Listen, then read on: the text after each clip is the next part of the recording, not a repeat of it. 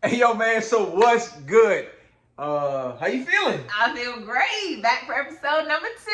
So episode 1 got rave reviews. It did. People were really,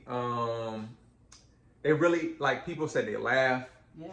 They said they cried. Cried. They said they smiled. Smile. And then they said it made them think about, like, their situation. Oh, yeah. Very insightful. So was that kind of what you wanted to get from the first episode? Matter of fact, not just the first episode. Was that what you wanted to get from the whole podcast itself? Yes, that's the design intended impact. I said you're going to laugh. I said you're going to cry. I said you're going to gain some insight. So, yeah, that's the goal.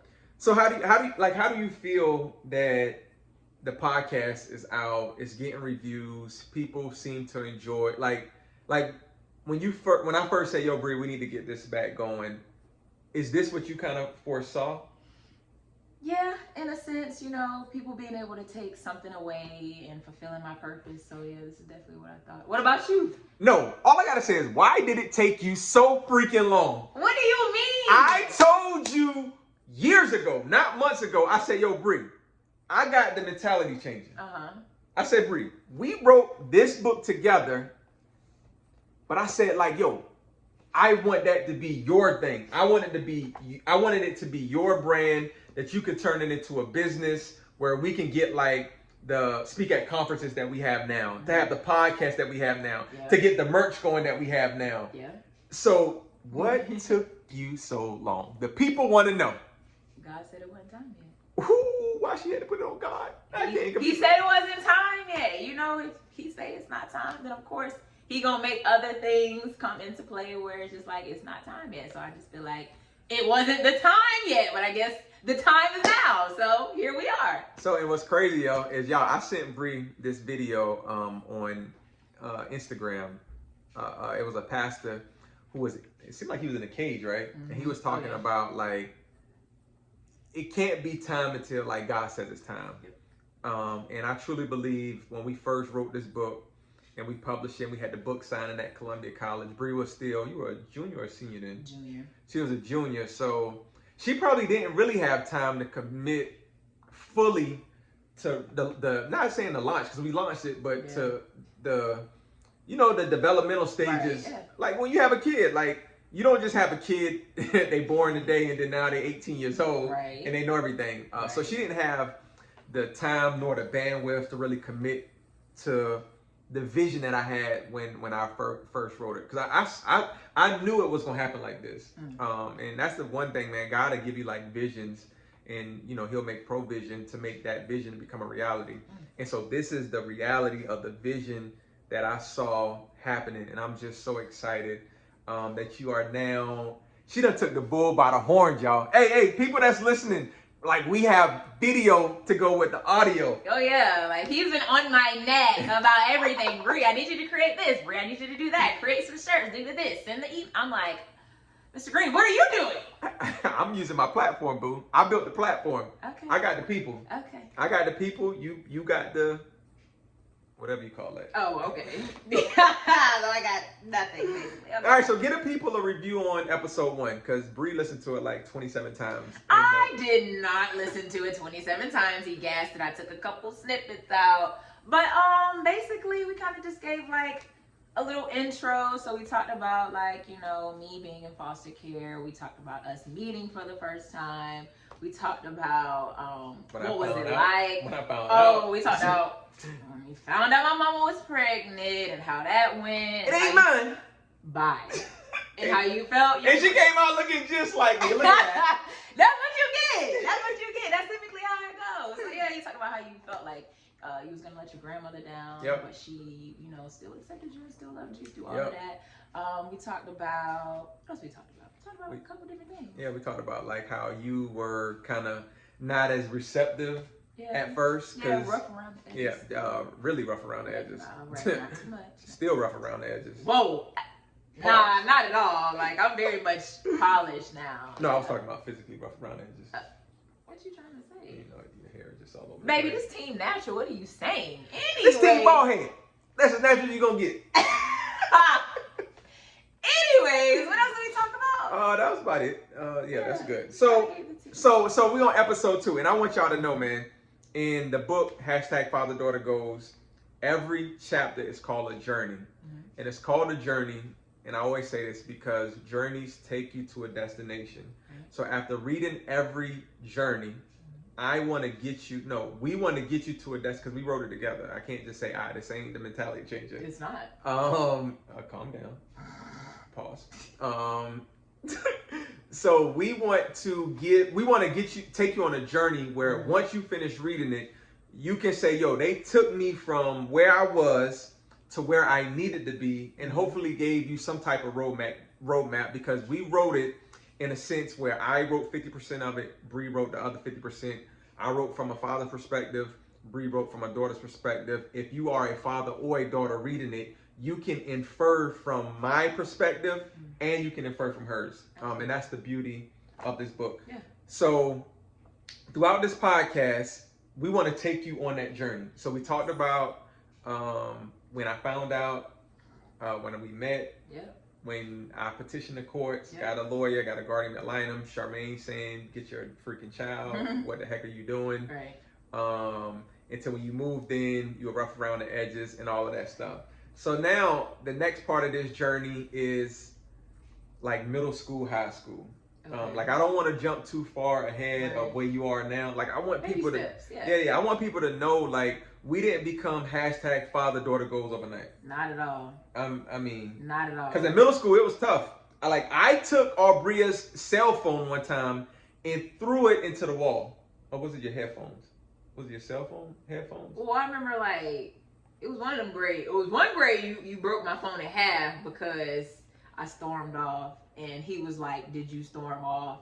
And I was like, the true self set you free. So I was like, yeah. Oh. And they said snap. I had a flip phone at the time. Flip phone, baby. And they said snap. That might have been like 5th grade. Yeah. So just to say, like, bro, we didn't become #father-daughter goals overnight. Not even months, not even years.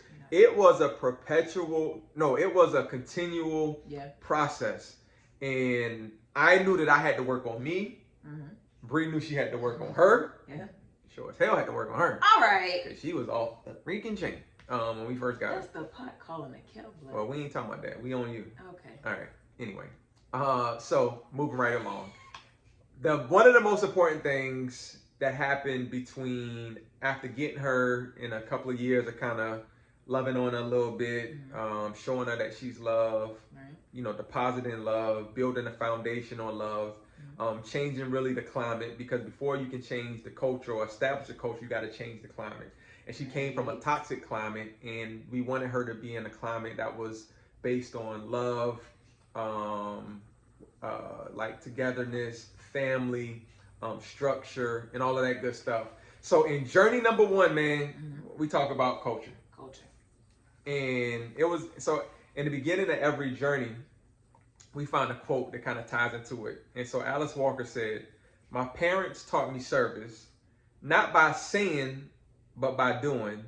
That was my culture, the culture of my family." And so I think what Bree saw as far as when it came to culture with me was establishing a culture of love, establishing a culture of family, establishing a culture of service, establishing a culture of helping others who are less fortunate, a culture of giving back, of culture of community, not just about I, but about we, about us. Like if our family is doing good, we don't just want to do good and not see other families do good.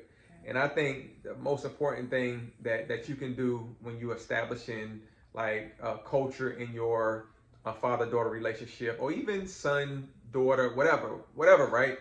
I think the culture has to be created, and the culture can be taught both explicitly and implicitly, meaning I can say our family is going to be built on love. Yeah. Our family is going to be built on helping others.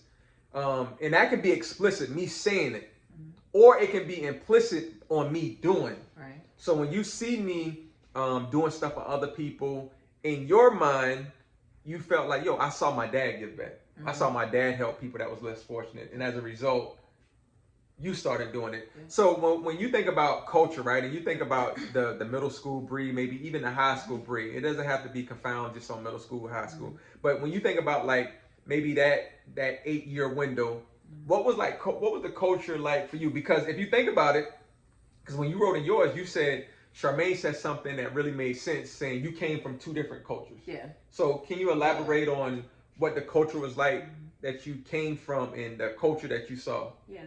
So when I even said it in the book, when you mentioned culture and us writing on that, I was like, I don't know what does that mean? I don't fully understand. But then, of course, my mom kind of explained that I came from 2 environments. So the, first environment I came from, it was, toxic, violent. So that was all I knew. So that was all I gave back. So I said, I gave back to the world what I was given. Right. So I was given the violence, the hostility. So that was in return what I gave back to the world. So, fighting all the time, getting in trouble in class, talking too much, all of that kind of stuff. And that was getting on my last freaking nerves.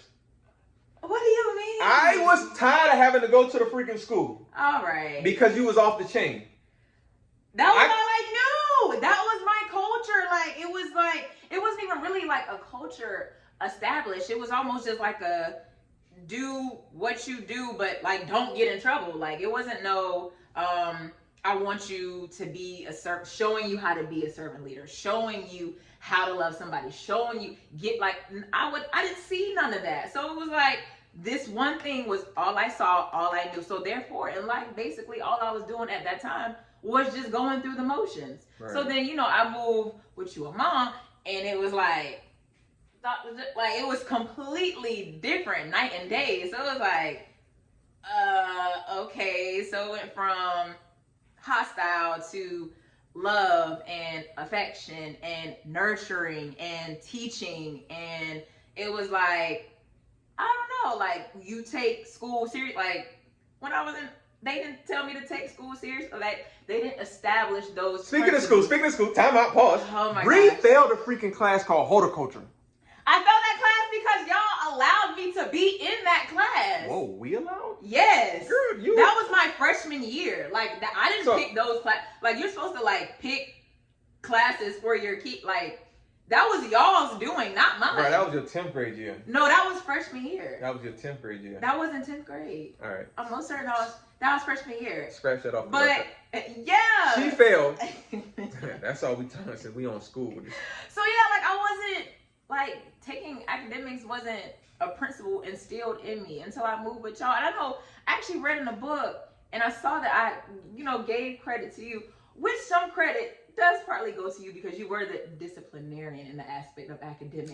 If you don't do this, okay, you off this, none of this. I'll take that girl off track too. But a lot of credit actually goes to mom, because mom really laid that foundation of taking academics seriously, because she was an educator herself. So she was on me about reading 30 minutes a day, trying to help me with my homework. When it came to the homework, I'm not gonna lie to y'all. Me and my mom, I wasn't just fighting with him. I was fighting with everybody. So me and my mom, she was off the chain.